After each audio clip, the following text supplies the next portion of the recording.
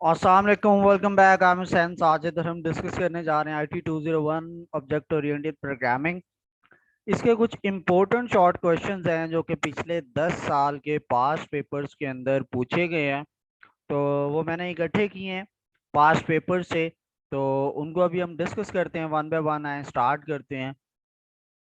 ये सारे short question अगर आपको आते हैं तो उम्मीद करता हूँ कि आपका जो आने वाले पास पेपर्स हैं अगले 3-4 साल के, वो इसी में से ही कवर होंगे।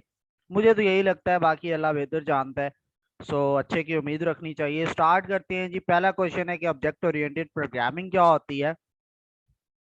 तो ऊप जो है वो एब्रीविएशन है ऑब्जेक्ट ओरिएंटेड प्रोग्रामिंग की, जिसके अंदर क्या है कि जो प्रोग्राम्स हैं they are considered as a collection of objects. हम उनको ऑब्जेक्ट्स की कलेक्शन के तौर पर कंसिडर करते हैं, और हर ऑब्जेक्ट जो है वो कुछ भी नहीं होता, बस एक क्लास का एक इंस्टेंस होता है। और ऊप के मेन 4 पिलर्स हैं। पहले पिलर को हम एब्स्ट्रैक्शन कहते हैं, दूसरे को इनकैप्सुलेशन कहते हैं, तीसरे को इनहेरिटेंस कहते हैं और चौथे को पॉलीमॉर्फिज्म कहते हैं। ये 4 इसके मेन पिलर हैं ऊप के, जिसके ऊपर के पूरी की पूरी ऊप आपकी बेस करती है। फिर आता है कि क्लास और ऑब्जेक्ट के अंदर क्या डिफरेंस है। ऑब्जेक्ट जो है ये क्लास का एक इंस्टेंस होता है, और क्लास जो है वो एक टेम्पलेट होती है जिसके थ्रू जो है वो आप ऑब्जेक्ट्स को क्रिएट करते हैं। ऑब्जेक्ट जो है वो रियल वर्ल्ड एंटिटी के तौर पर जाने जाते हैं। लाइक पेन है आपके पास, लैपटॉप है, मोबाइल है, बेड है, कीबोर्ड, माउस, चेयर, ये सारी की सारी चीजें जो है ये ऑब्जेक्ट्स के तौर पर हम इनको कंसीडर करते हैं। क्लास क्या है, ये एक ग्रुप है सिमिलर ऑब्जेक्ट्स का। ऑब्जेक्ट एक फिजिकल एंटिटी है, जबकि क्लास एक लॉजिकल एंटिटी है। ऑब्जेक्ट जो है वो आपको जितनी ज़रूरत होती है एज पर रिक्वायरमेंट आप उसको क्रिएट किए जाते हैं, किए जाते हैं, किए जाते हैं। लेकिन क्लास जो है वो एक ही बार बनाई जाती है, फिर उससे आप थाउजेंड्स ऑब्जेक्ट्स बना सकते हैं। क्लास दोबारा नहीं आप बनाते। ऑब्जेक्ट जो है वो जब क्रिएट करते हैं तो तब इनको मेमोरी एलोकेशन की जाती है, और क्लास जो है जब इसको बनाते हैं तो इसको मेमोरी एलोकेशन नहीं की जाती। तो ये इसमें डिफरेंस है कि क्लास और ऑब्जेक्ट के अंदर क्या डिफरेंस है। अगर आप न्यू और आपने अभी तक मेरा यूट्यूब चैनल सब्सक्राइब नहीं किया, यूट्यूब पे जाइए और यहाँ पे हुसैन साजिद सर्च कीजिए। इसका user name Hussain Sajid official है। इसको लाजमी सब्सक्राइब कीजिए। इसके अलावा अगर आप प्रोग्रामिंग सीखना चाहते हैं तो यहाँ पे नीचे प्रोग्रामिंग का पूरा ये कोर्स है आपके पास। ये C++ ट्यूटोरियल फॉर बिगनर्स है, और उसके बाद ये ऊप C++ के ये बिगनर के लिए ट्यूटोरियल्स हैं। इसको आप सुनिए, सीखिए, इसमें काफ़ी कुछ लर्निंग का है। इसके अलावा आप मेरे इंस्टाग्राम को लाजमी same user name Hussain Sajid official के साथ है, इसको लाजमी फॉलो कीजिए। आपकी फील्ड से रिलेटेड प्रोग्रामिंग की बहुत सारी चीज़ें यहाँ पे आपको सीखने को मिलती हैं। ठीक है, यहाँ पे रिसेंट पोस्ट मैंने रेस्टोरेंट मेन्यू सिस्टम है, और ये C++ के अंदर आपने एक सिंपल सा प्रोग्राम बनाया है। अगर आप इसको ओपन करते हैं तो यहाँ पे सामने आपको इसका कोड नज़र आ जाता है, और ये आपने सारा का सारा बेसिक C++ के अंदर करवाया है, जो कि आप फर्स्ट सेमेस्टर के अंदर ये दूसरे में पढ़ते हैं। ठीक है, तो ये आप देख सकते हैं सिंपल से आउट के स्टेटमेंट्स हैं। ये आप सारा मेन्यू सिस्टम दे रहे हैं, बीच में ये स्विच स्टेटमेंट आपने यूज की हुई है, और स्विच स्टेटमेंट के साथ ये आपका पूरा का पूरा कंप्लीट हो जाता है। ठीक है, इसके अंदर और कोई लॉजिक लंबी चौड़ी नहीं है। ये बेसिक सा एक मेन्यू सिस्टम बना के दिखाया है। इसके अलावा आप थोड़ा सा स्क्रॉल डाउन करते हैं, आपको इस पर डेटाबेसेस और ऑब्जेक्ट ओरिएंटेड प्रोग्रामिंग से रिलेटेड काफ़ी कुछ मिलता है। इसके अलावा मैं शॉर्ट कोर्सेज भी करवाता हूँ, जिस तरह के अमेजोन इस वक्त बहुत ज़्यादा चल रहा है, एंड्रॉयड डेवलपमेंट है, आईफोन की ऐप्स हैं, वेब डेवलपमेंट है, और भी डिजिटल मार्केटिंग, फेसबुक मार्केटिंग, इस तरह के बहुत से क्वेश्चंस, ये इंटरव्यू के नाम से क्वेश्चंस हैं। इसको पढ़िएगा, आपकी बेसिक प्रोग्रामिंग के जो इसमें भी काफ़ी कुछ आपके शॉर्ट क्वेश्चंस हैं वो आपको समझने को मिलते हैं। नेक्स्ट हमारे पास शॉर्ट क्वेश्चन है कि जो आर्ग्यूमेंट्स हम पास करते हैं, पास बाय वैल्यू और पास बाय रेफरेंस, उसमें क्या डिफरेंस होता है, क्या होते हैं वो। तो पास बाय वैल्यू आर्ग्यूमेंट आप पैरामीटर्स को कहते हैं जो आप किसी भी एक फंक्शन को पास करते हैं। ठीक है, पास बाय वैल्यू का मतलब है कि एक ऐसा मैकेनिज्म आर्ग्यूमेंट पास करने का जिसके अंदर जो है एक्चुअल पैरामीटर की जो वैल्यू है वो फॉर्मल पैरामीटर के अंदर कॉपी की जाती है कॉल्ड फंक्शन के। यानी जब हम किसी फंक्शन को कॉल करते हैं तो उसका जो फॉर्मल पैरामीटर होता है वहां पे उसको उसकी जगह पर एक्चुअल पैरामीटर की वैल्यू को कॉपी किया जाता है। इस मेथड को, इस मैकेनिज्म को हम कहते हैं pass by value. If the function makes any change in formal parameter, तो यानी फॉर्मल पैरामीटर में आप कोई भी चेंज करते हैं तो उससे आपके एक्चुअल पैरामीटर पे कोई फर्क नहीं पड़ता। दूसरा मेथड है आपका पास बाय रेफरेंस। ये एक ऐसा मैकेनिज्म है जिसके अंदर आप जो है वो एक्चुअल पैरामीटर का एड्रेस पास करते हैं कॉल्ड फंक्शन को। यानी जब आप किसी भी फंक्शन की फंक्शन कॉल करते हैं तो आप उसको पैरामीटर के अंदर एक्चुअल पैरामीटर का एड्रेस पास करते हैं, ठीक है। सो इस प्रोसेस को हम बोलते हैं पास बाय रेफरेंस। अगर आप एड्रेस पास नहीं करेंगे तो वो पास बाय वैल्यू है, और अगर आप एक्चुअल का एड्रेस पास कर देते हैं तो ये पास बाय रेफरेंस है। और जो पैरामीटर होता है फॉर्मल, उसके साथ आप सिर्फ एक एम्परसेंड का साइन यूज करते हैं जो कि इंडिकेट कर रहा होता है कि आपने जो आर्ग्यूमेंट दिया है ये पास बाय रेफरेंस के साथ आप काम कर रहे हैं। नेक्स्ट क्वेश्चन आता है हमारे पास, कंस्ट्रक्टर्स क्या होते हैं। कंस्ट्रक्टर एक मेंबर फंक्शन है क्लास का जिसका नाम बिल्कुल सेम होता है उसी तरह से जो क्लास का नाम होता है। स्पेलिंग भी सेम होता है, जहाँ पे कैपिटल लेटर है तो कंस्ट्रक्टर के नेम में भी कैपिटल आता है, अगर उसमें स्मॉल है तो कंस्ट्रक्टर के नेम में भी स्मॉल आता है। ये क्लास के ऑब्जेक्ट को इनिशियलाइज करने में हेल्प करता है। ये समटाइम्स आर्गुमेंट एक्सेप्ट कर सकता है, समटाइम नहीं कर सकता, दोनों तरीकों से ये ठीक चलता है। ये क्या करता है, ऑब्जेक्ट के क्लास के ऑब्जेक्ट को मेमोरी एलोकेट करता है। और इसको आप जो है क्लास जब क्रिएट की जाती है तो जब जरूरत हो, जैसे ही आप क्लास क्रिएट करेंगे, उसका जो ऑब्जेक्ट क्रिएट करेंगे क्लास का, ये खुद ब खुद ही क्रिएट हो जाता है। आपको इसको कॉल करने की जरूरत भी नहीं पड़ती, सॉरी क्रिएट नहीं होता, कॉल हो जाता है, ठीक है। It is called whenever an instance और object of a class is created. जैसे ही क्लास का ऑब्जेक्ट या इंस्टेंस आप बनाते हैं, ये खुद ब खुद कॉल हो जाता है। It can be defined manually with argument और विदाउट आर्ग्यूमेंट। आप इसको आर्ग्यूमेंट के साथ भी कॉल कर सकते हैं या डिफाइन कर सकते हैं, विदाउट आर्ग्यूमेंट भी आप इसको कॉल या डिफाइन कर सकते हैं। और इसके एक क्लास के अंदर जितनी जरूरत हो आप उतने कंस्ट्रक्टर्स बना सकते हैं। इसको आप ओवरलोड कर सकते हैं लेकिन आप इसको इनहेरिट नहीं कर सकते। डिस्ट्रक्टर क्या होता है, कंस्ट्रक्टर की तरह डिस्ट्रक्टर भी एक मेंबर फंक्शन होता है क्लास का, और इसका भी सेम नेम होता है जो क्लास का नेम होता है। फर्क क्या होता है कि ये इससे पहले टिल्ड का साइन आता है, ये आपको मद सी नजर आ रही है, इसको हम टिल्ड कहते हैं। ये टिल्ड का साइन आता है क्लास के नेम से पहले। कंस्ट्रक्टर के अंदर आप मेमोरी एलोकेशन करते हैं, डिस्ट्रक्टर के अंदर मेमोरी डी एलोकेट करते हैं आप।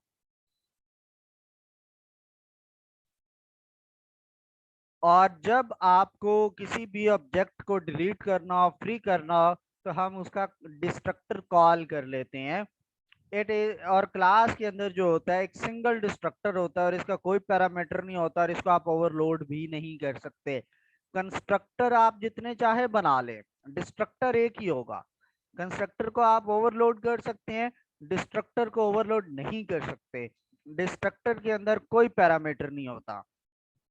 और it is always called in reverse order of a constructor. ये कंस्ट्रक्टर के रिवर्स ऑर्डर में होता है, यानी जब आप इसको कॉल करते हैं पहले आखिरी कंस्ट्रक्टर, फिर सेकंड आर्ट कंस्ट्रक्टर, और सबसे एंड पे पहले कंस्ट्रक्टर के लिए आप इसको कॉल करते हैं। और जब आप एक क्लास को दूसरी क्लास के अंदर इनहेरिट करते हैं तो जो बोथ क्लासेस होती हैं उनका डिस्ट्रक्टर होता है। तो फिर क्या होता है, जो चाइल्ड क्लास का डिस्ट्रक्टर है वो पहले कॉल होगा, और फिर उसके बाद जो है वो पेरेंट या बेस क्लास का कंस्ट्रक्टर कॉल होता है, डिस्ट्रक्टर कॉल होता है, ठीक है। एग्रीगेशन क्या होती है, एग्रीगेशन इनहेरिटेंस के अंदर हम इसको यूज करते हैं, और उसके अंदर एक ये कॉन्सेप्ट है, दो क्लासेस के दरमियान एक ऐसा रिलेशनशिप है कि जिसके अंदर चाइल्ड जो है वो पेरेंट के बगैर एग्जिस्ट कर सकता है। यानी ड्राइव क्लास जो है वो बेस क्लास के बगैर एग्जिस्ट कर सकती है, इसको हम एग्रीगेशन कहते हैं। क्लास और स्टूडेंट का अगर हम रिलेशनशिप देखें तो एक क्लास खत्म भी हो जाती है तो वो पर्सन वहां पे स्टूडेंट फिर भी रहता है। ऐसा नहीं होता कि क्लास खत्म हो गई है तो आपका कॉलेज में दाखला बना हो जाता है या आप वहां से बिलोंग नहीं करते। जब आप क्लास को कॉल करते हैं, डिलीट करते हैं, तो उसके साथ साथ जो है स्टूडेंट को डिलीट करना जरूरी नहीं होता। ये एग्रीगेशन का रिलेशनशिप है, ठीक है। और एग्रीगेशन के अंदर ये जरूरी नहीं है कि क्लास जो है, एक क्लास है वो दूसरी क्लास को ओन करे, यानी इसके अंदर पेरेंट चाइल्ड रिलेशनशिप एक्चुअल में नहीं होता। ठीक है। दूसरा आता है हमारे पास कंपोजिशन। क्या होती है? कंपोजिशन भी एक रिलेशनशिप है जिसके अंदर इनहेरिटेंस के दौरान पेरेंट के बगैर चाइल्ड एग्जिस्ट नहीं कर सकता। फॉर एग्जाम्पल, एक हाउस की क्लास है और एक रूम की क्लास है। हाउस और रूम एक दूसरे के बगैर एग्जिस्ट नहीं कर सकते, मतलब घर ना हो तो कमरा एग्जिस्ट नहीं करेगा। ठीक है। तो इसी तरह से आप देख लें कि अगर आप एक सब्जेक्ट है तो सब्जेक्ट के साथ एनरोलमेंट होती है, अगर किसी का सब्जेक्ट ड्रॉप हो जाए तो उसमें जितने भी एनरोल्ड स्टूडेंट्स हैं वो भी खत्म हो जाते हैं। ठीक है। इस तरह के रिलेशनशिप को हम कहते हैं कंपोजिशन। एब्स्ट्रैक्शन आती है। एब्स्ट्रैक्शन जो है, ये ऑब्जेक्ट ओरिएंटेड प्रोग्रामिंग लैंग्वेजेस के अंदर एक की कॉन्सेप्ट यूज किया जाता है। इसका मेन पर्पस क्या होता है कि ये कम्प्लेक्सिटी को हैंडल करता है। किस तरह से हैंडल करता है? जो अननेसेसरी डिटेल है वो यूजर से हाइड करता है। और ये जो चीज है ये एनेबल करती है कि आप मोर से मोर कम्प्लेक्स लॉजिक को भी इम्प्लीमेंट कर सकें, और without understanding even thinking about कि ये कम्प्लेक्सिटी हो कैसे रही है, हिडन कम्प्लेक्सिटी कैसे है। ठीक है। इनकैप्सुलेशन इसके बाद आता है। अच्छा, एब्स्ट्रैक्शन की अगर हम एक एग्जांपल की बात करें तो आप कह लें कि आपके पास एक आजकल कॉफी मशीन्स बहुत ज्यादा चल रही हैं। उसके अंदर क्या होता है, कॉफी के जो बीज होते हैं, जो बीन्स होते हैं, वो आप उसमें डाल देते हैं, जितनी भी तरह के होते हैं। उसके अंदर चाय का सामान डाल दिया जाता है, आप सिर्फ बटन प्रेस करते हैं। आपका दिल कर रहा है चाय का तो आप चाय का बटन प्रेस करेंगे। उसके अंदर भी तीन चार वैरायटीज की आपके पास चाय की ऑप्शन आती है। सो जिस तरह का बटन आप प्रेस करेंगे उस तरह की चाय बन के आ जाएगी, या उस तरह की कॉफी बन के आ जाएगी। अब आपको सिर्फ वो कॉफी मिल रही है जिस तरह की आपकी रिक्वायरमेंट है। आपके लिए ये जानना जरूरी नहीं है कि मशीन कैसे कर रही है, कि ये एक ही मशीन है, एक ही जगह से कभी वो कॉफी दे रही है, कभी आपको चाय दे रही है, कभी वो आपको एक फ्लेवर में दे रही है, कभी दूसरे में। तो इस कॉन्सेप्ट को प्रोग्रामिंग के अंदर हम एब्स्ट्रैक्शन का नाम देते हैं। नेक्स्ट आता है हमारे पास कि इनकैप्सुलेशन क्या होती है। इनकैप्सुलेशन एक ऐसा प्रोसेस होता है कि जिसके अंदर एट्रीब्यूट और मेथड एक क्लास के अंदर एक दूसरे से आप उसको ग्रुप कर देते हैं, आप उसको बाइंड कर देते हैं। ठीक है। वो एक दूसरे के बगैर एग्जिस्ट नहीं करते, हम इस तरह से उसको बाइंडिंग कर देते हैं आपस में। इनकैप्सुलेशन के जरिए आप किसी भी क्लास की जो इंटरनल डिटेल्स हैं वो बाहर से हाइड कर देते हैं, क्योंकि आपने चीज़ों को लिंक कर दिया होता है। जब चीज़ें की आपस में लिंकिंग हुई होती है तो फिर लोगों को समझ ही नहीं आ रहा होता कि ये हो क्या रहा है। ये क्या करता है, क्लास के जो एलिमेंट्स होते हैं ये उनको परमिट करता है कि वो क्लास के बाहर सिर्फ किसी एक प्रोवाइडेड इंटरफेस के थ्रू ही क्लास के बाहर एक्सेसिबल हो, उसके बगैर इनको कोई एक्सेस ना कर सके। स्कूल बैग जो है वो इनकैप्सुलेशन की सबसे बड़ी एग्जांपल है। आप स्कूल बैग के अंदर हर तरह की book, copy, register, pen, pencil, हर चीज आप उसके अंदर रख के इकट्ठा उसको बाइंड कर लेते हैं और उसको बंद कर लेते हैं। वो एक ही बैग आपका सिंगल यूनिट के तौर पर कंसिडर किया जाता है। ये प्रोसेस को हम इनकैप्सुलेशन कहते हैं। इनहेरिटेंस क्या होती है? इनहेरिटेंस एक ऐसा मैकेनिज्म होता है जो आपको न्यू क्लासेस को बनाने की परमिशन देता है यूजिंग एग्जिस्टिंग क्लासेस। जो एग्जिस्टिंग क्लासेस होती हैं या तो आप उनको एक्सटेंड करते हैं या उनको रिफाइन करते हैं, उसकी कैपेबिलिटीज, उसकी प्रॉपर्टीज, उसके मेथड्स को। तो इस तरह से हम चीज़ों के अंदर इनहेरिटेंस करवाते हैं। इनहेरिटेंस के अंदर जो पहले वाली एग्जिस्टिंग क्लास होती है उसको आप बेस या पेरेंट क्लास का नाम देते हैं। जो दूसरी आप उससे क्लास बनाते हैं उसको चाइल्ड, या आप उसको कहते हैं कि सब क्लास का नाम भी आप उसको देते हैं। ठीक है। इसकी तीन टाइप्स होती हैं। सिंगल इनहेरिटेंस होती है, मल्टीपल इनहेरिटेंस होती है, और मल्टी लेवल इनहेरिटेंस होती है। अगर एक सिंगल क्लास आप दूसरी क्लास से बना रहे हैं तो इसको सिंगल इनहेरिटेंस कहते हैं। अगर मल्टीपल इनहेरिटेंस क्या होती है कि जिसके अंदर एक क्लास को आप एक से ज्यादा क्लासेस से थोड़ा थोड़ा डेटा लेकर उसको बना रहे हो तो इसको आप मल्टीपल इनहेरिटेंस कहते हैं। और मल्टी लेवल इनहेरिटेंस क्या होता है कि एक क्लास से आपने दूसरी क्लास बनाई, दूसरी से आपने तीसरी बनाई। इस तरह की इनहेरिटेंस को हम मल्टी लेवल इनहेरिटेंस का नाम देते हैं। पॉलीमॉर्फिज्म क्या होता है? पॉली का मतलब होता है मैनी। पॉलीमॉर्फिज्म बेसिकली एक ग्रीक वर्ड से निकला है जिसका मतलब क्या होता है, the ability to take multiple forms.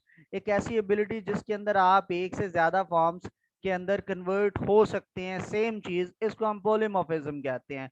Object oriented paradigm के अंदर पॉलीमॉर्फिज्म के क्या मतलब है कि using operations in different ways depending upon the instance they are operating upon. ठीक है, यानी जो ऑब्जेक्ट्स होते हैं, जो ऑपरेशंस होते हैं, उनको डिफरेंट वे के अंदर आप उसको ऑपरेट करते हो, उनको यूज करते हो, डिपेंड करता है कि आप किस सिचुएशन में उसको यूज कर रहे हैं। पॉलीमॉर्फिज्म ऑब्जेक्ट्स को अलाउ करता है कि वो इंटरनल जो डिफरेंट इंटरनल स्ट्रक्चर रखें और एक्सटर्नल जो है वो कॉमन स्ट्रक्चर रखें। ठीक है, पॉलीमॉर्फिज्म जो है जब आप इनहेरिटेंस को कर रहे होते हैं तो उस वक्त ये बड़ा हेल्पफुल होता है। इसकी डेली लाइफ की एग्जांपल की बात करें तो मेल एक सिंगल एंटिटी है, वही मेल एज अ फादर भी एक्ट करता है, वही मेल एज अ ब्रदर भी एक्ट करता है, वही मेल एज अ एम्प्लॉय भी होता है, वही male as a teacher as a student भी होता है। तो जो रोल आप प्ले कर रहे होते हैं आप उसके अकॉर्डिंगली बिहेव करते हैं। इस मैकेनिज्म को हम कहते हैं पॉलीमॉर्फिज्म। स्टैटिक बाइंडिंग जो होती है पॉलीमॉर्फिज्म के अंदर, हम इसको स्टैटिक बाइंडिंग को यूज करते हैं। जो कंपाइलर होता है आपका प्रोग्रामिंग का, वो तमाम इंफॉर्मेशन एक्नॉलेज कर रहा होता है जो कि रिक्वायर्ड होती है एक फंक्शन को कॉल करने के लिए या एक वेरिएबल को जो वैल्यू असाइन करने के लिए ड्यूरिंग कंपाइल टाइम। इसको हम स्टैटिक बाइंडिंग कहते हैं कि when a compiler acknowledge all information required to call a function or all values of a variable using compile during compile time, this is called static binding as required the information are known before run time। ठीक है, यानी कि जितनी भी required information होती है run time से पहले आपके पास वो अवेलेबल होती है। ये क्या करती है, ये आपके प्रोग्राम की एफिशिएंसी को बढ़ा देती है और प्रोग्राम के जो एग्जीक्यूशन होती है उसकी जो स्पीड है वो भी इनहेंस कर देती है, उसको भी स्पीड अप कर देती है। स्टैटिक बाइंडिंग जो है ये आपके प्रोग्राम को ज्यादा एफिशिएंट करती है, लेकिन ये उसकी फ्लेक्सिबिलिटी को डिक्लाइन करती है, यानी उसके अंदर फ्लेक्सिबिलिटी नहीं होती कि वो डिफरेंट सिचुएशन में डिफरेंट बिहेव कर सके। रीजन, क्योंकि आप जो वैल्यू ऑफ वेरिएबल है या फंक्शन कॉलिंग है वो प्रोग्राम के अंदर पहले से डिफाइंड है, प्री डिफाइंड है। उसने क्या करना है, किस तरह से करना है, ये सारी की सारी चीजें पहले से प्री डिफाइंड है। तो जब हर चीज प्री डिफाइंड है तो आपको उसके अकॉर्डिंग ही काम करना पड़ता है, यानी आपके रूल्स एंड रेगुलेशन पहले से आपको बना के दे दिए जाएं। तो इन दैट केस आप अपनी मर्जी से बिहेव नहीं कर सकते, आपको उन रूल को फॉलो करना पड़ता है। स्टैटिक बाइंडिंग जो होती है वो कोडिंग के टाइम पे प्रोग्राम के अंदर इंप्लीमेंट की जाती है। ओवरलोडिंग ऑफ अ फंक्शन या ऑपरेटर की ओवरलोडिंग जो है वो कंपाइल टाइम पॉलीमॉर्फिज्म यानी स्टैटिक बाइंडिंग की एग्जांपल्स हैं। दूसरा होता है डायनामिक बाइंडिंग। डायनामिक बाइंडिंग क्या होता है, ये रन टाइम आप इसको पॉलीमॉर्फिज्म कह सकते हैं कि ये कब कॉल करता है, ये कब वैल्यू असाइन करता है, जब इसने चीजों को रन करना होता है। कंपाइल और रन में क्या डिफरेंस है कि कंपाइल टाइम पे वो उसमें एरर्स को चेक करने के बाद उसको ट्रांसलेट करता है हाई लेवल से लो लेवल लैंग्वेज के अंदर। तो इस ये कंपाइलर का काम होता है। तो रन होता है, इसके बाद चीज ने एग्जीक्यूट होना होता है। सो डायनामिक बाइंडिंग किसको कहते हैं, कॉलिंग अ फंक्शन और assigning a value to a variable at run time is called dynamic binding. और जो डायनामिक बाइंडिंग है ये रन टाइम पॉलीमॉर्फिज्म के साथ और इनहेरिटेंस के साथ ये आप कह सकते हैं कि एसोसिएटेड होती है in object oriented programming. Dynamic binding जो है ये आपके प्रोग्राम को फ्लेक्सिबल बनाती है, क्योंकि आप रन टाइम तक डिसाइड कर सकते हैं कि किस वेरिएबल को कौन सी वैल्यू देनी चाहिए और किस वक्त कौन सा फंक्शन कॉल होना चाहिए। और ये प्रोग्राम की एग्जीक्यूशन के टाइम पे आप फैसले करते हैं, यानी जब टाइम आता है तो आप ऑन द स्पॉट डिसाइड करते हैं, तो बीच में आपके पास काफी ज्यादा टाइम होता है। ठीक है, क्योंकि सारी जो इंफॉर्मेशन है वो रन टाइम पे प्रोवाइड करनी होती है, तो इसका एक ही ड्रॉबैक है, ये स्टैटिक बाइंडिंग के निस्बत आपके प्रोग्राम को स्लोअर बना देता है। नेक्स्ट आता है एब्स्ट्रैक्ट क्लास क्या होती है। एब्स्ट्रैक्ट क्लास क्या है कि ये डिजाइन, ये एक ऐसी क्लास है कि जिसको आप specifically as a base class use करने के लिए इसको बनाते हैं। एब्स्ट्रैक्ट क्लास के आप ऑब्जेक्ट क्रिएट नहीं कर सकते, लेकिन आप इसको ड्राइव कर सकते हैं इससे डेटा, और एक ड्राइव्ड क्लास बनाते हैं और इसका जितने भी डेटा और मेंबर फंक्शंस हैं और डेटा मेंबर्स हैं आप उनको ड्राइव्ड क्लास में एक्सेस कर सकते हैं।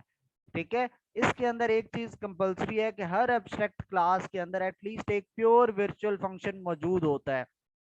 प्योर वर्चुअल फंक्शन जो होता है वो वर्चुअल फंक्शन के साथ प्योर का वर्ड यूज करता है और उसको इक्वल टू जीरो कर देता है जब आप उसको डिक्लेयर कर रहे होते हैं, ठीक है। और ये वर्चुअल मेंबर जो होता है ये क्लास की डिक्लेरेशन के वक्त ये सारा कुछ हम इसका बनाते हैं। दूसरी आती है कंक्रीट क्लास। क्या होती है? एब्स्ट्रैक्ट क्लास का मतलब होता है कि आप उसको as a base class use करती है और इससे दूसरी क्लासेस बनाई जाती हैं। तो वो जो ड्राइव्ड क्लासेस होती हैं उसको आप एक्सपेक्ट करते हैं कि वो प्रोवाइड करे हर मेथड के इम्प्लीमेंटेशन को जो कि बेस क्लास में पहले इम्प्लीमेंट नहीं हो रहा था। ये जो ड्राइव्ड क्लास होती है जो तमाम मिसिंग फंक्शनैलिटीज को इम्प्लीमेंट करती है इसको हम कहते हैं कंक्रीट क्लास। नेक्स्ट हमारे पास आता है इनलाइन फंक्शंस। क्या होती हैं? इनलाइन फंक्शन एक टेक्निक होती है जो कंपाइलर इसको यूज करता है और इंस्ट्रक्ट करता है to insert complete body of a function, के इस बॉडी के फंक्शन की बॉडी को आप इंसर्ट करें।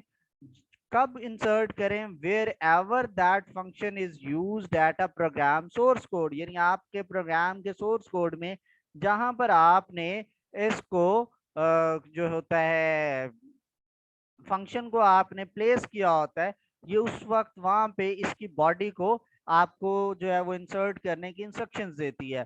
फ्रेंड फंक्शन क्या होता है? फ्रेंड फंक्शन एक क्लास का होता है और ये अलाउ करता है to access public private and protected data member in the same class if a function is defined outside the class can not access such information.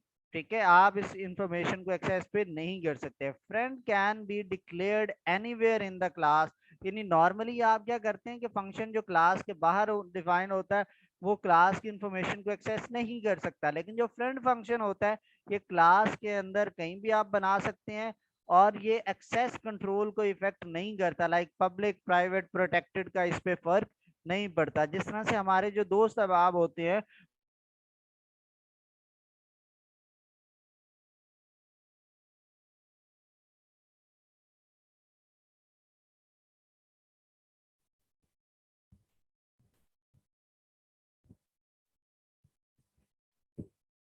Ji.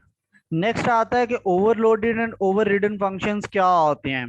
Overloaded function क्या होता है कि ये ओवरलोडेड का मतलब होता है कि एक से ज्यादा फंक्शन